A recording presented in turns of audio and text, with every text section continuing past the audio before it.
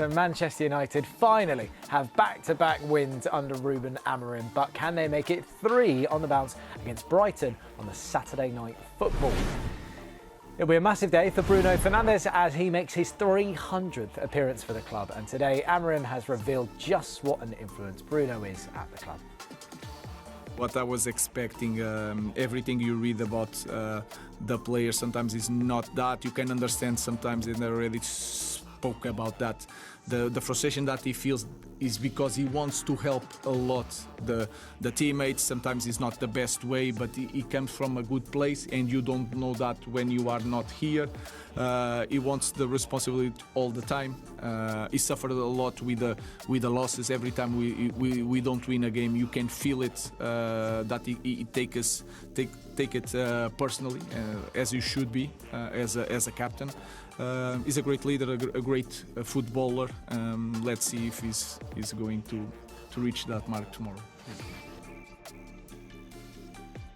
Well, speaking on his future amid reports that he could leave next summer, right? So Bruno has said, as I've always said, I feel good here. I want to achieve my dreams still, but obviously I can't talk by the side of the club. I've seen a lot of news. I've seen people talking that I had an agreement to go already next season. Now, if the club has done that agreement, it wasn't made with me. He goes on to say, my agent knows how I work, so if he wants to talk to me, it'll be after the World Cup, because until then, I won't speak to anyone. I like that. Yeah. Not speaking to anyone until the World Cup. I like that he's putting a message out there to speak to his own agent. I've never seen that one before. But look, Ash, you know, when it comes to Bruno, should United try and keep Bruno Fernandes at their club at all costs? Yep, definitely. I think he's dragged them through all these hard times. I think, I think the manager nails it. Sometimes it's so frustrating watching him because he does so much and it kind of pulls the team out. But I do think it's for the right reasons. I do think he tries to lead by example always. He always wants the ball, maybe too much at times where he can be a bit ill-disciplined within the shape that Amorim wants.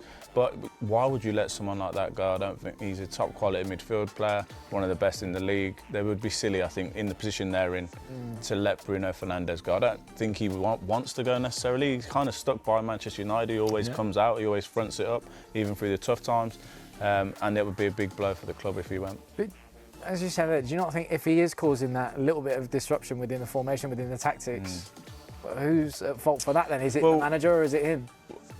Well, it's probably a little bit of both, but I think it's his eagerness to affect the game, and he breaks position too early possibly, so he can't play in one of the two deeper roles, and he doesn't quite fit the 10s because he wants to drop back and get the ball. So that's a problem, but that's for the coach, I think. So that's, if you've got a player that can't perform, it doesn't have the ability to perform in that. I think he does. He's got to be a little bit more disciplined. So it's for the coach to explain to him and show, look, you've left your position too early there, which causes a problem for everybody else, or whatever it might be. Just show him, and I'm sure he'll get the gist of it. But that's what I see with Bruno Fernandes in that Manchester United team. He's so eager to get a goal or to press, or sometimes it's a foul that he gives away in his frustration, and everybody's like, why has he done that? He's the captain.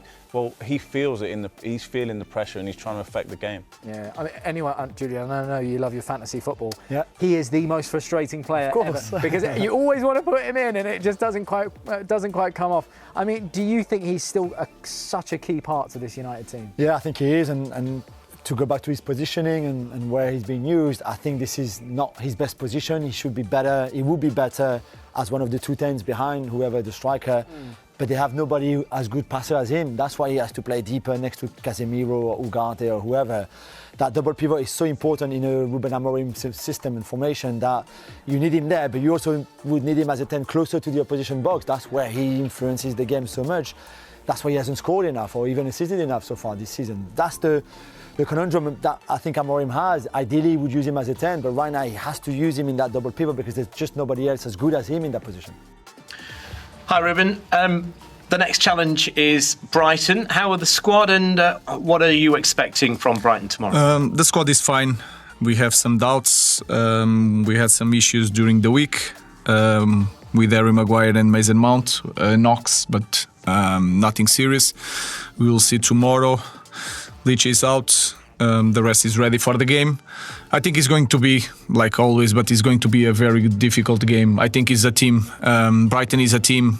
Really fun to watch. They are really good on build-up. They are really strong on transitions in every aspect of the game. They are doing well in set pieces this season. So I think they are a team that it's really complete. And we need to be really smart and to face that game with a real focus on everything that we do because they are a very strong team. And Fabian Hürzeler, his philosophy and the way he coaches that team. You can see by the way they play the game. Really intense. The quality is there. They believe a lot on what they are doing, even under pressure. So I'm a huge fan of Fabian. Hi, Ruben. How do you balance the need to forget the Liverpool game while also maintain, like, building momentum from it? Yeah, we use the good spirit of winning games. We know that was a good weekend for us, but our focus is in the next game. That is in the past, and we need to understand that football changed a lot, especially in this kind of club. So we are not thinking in the last game. We are thinking on this game is going to be really hard to win. Unless you've got a surprise up your sleeve, we're expecting Bruno Fernandes to make his 300th appearance tomorrow. What can you say about him as a person, a player? Has he surpassed your expectations since your arrival? I think it's a little bit different. What I was expecting, everything you read about the player sometimes is not that. You can understand sometimes, and I already spoke about that. The frustration that he feels is because he wants to help a lot the teammates. Sometimes it's not the best way, but he comes from a good place, and you don't know that when you are not here. He wants the responsibility all the time. He suffered a lot with the losses. Every time we don't win a game, you can feel it that he take it personally, as you should be as a captain. He's a great leader, a great footballer. Let's see if he's going to reach that mark tomorrow. Ruben, in the last two wins, it feels like they've been slightly different wins. What has impressed you the most about maybe how much the team's improved compared to last season? I think it's the first thing we were again really focused on during the game. Then we play different games, so we have one identity, one way of playing, but we adapt what kind of game we need to play in the moment, and you can sense that the first half against Sunderland was not the same as the second half. We know how to manage that, and then against Liverpool, of course, we scored right away in the first play, and then we managed the game playing in the different style because was needed in that moment. That is a good thing, and then the spirit. And sometimes when you have a good spirit, you have that bit of luck that we need to win games. I just wanted to ask you about Harry as well. He's scored so many important goals for you since arriving at the club. I know you'll say to speak to Jason that his contract's up next summer. Would you like him to stay at the club? We are really happy with Harry. It's not the time to talk about that again, because that gives the idea that we are thinking so far away. We are really happy with Harry. He's really important for us, but we need to focus on the next game. You said Lisandro's not fit. Do you know when he's likely to be fit? Could that be before the next lot of internationals? Will it be after? I don't know. He trained really well, not with us, but he was on the next pitch, and then I was watching also the training. He's feeling well, then he's responding really well. So I don't want to say one specific day or 1 week. I don't know, but he's near to start the training with the team, and then depends of the rhythm of Licha if he wins the place or not. That will depend on him, but he's closer to return to trainings. Just on Sunday after the game, I know you had a smile on your face.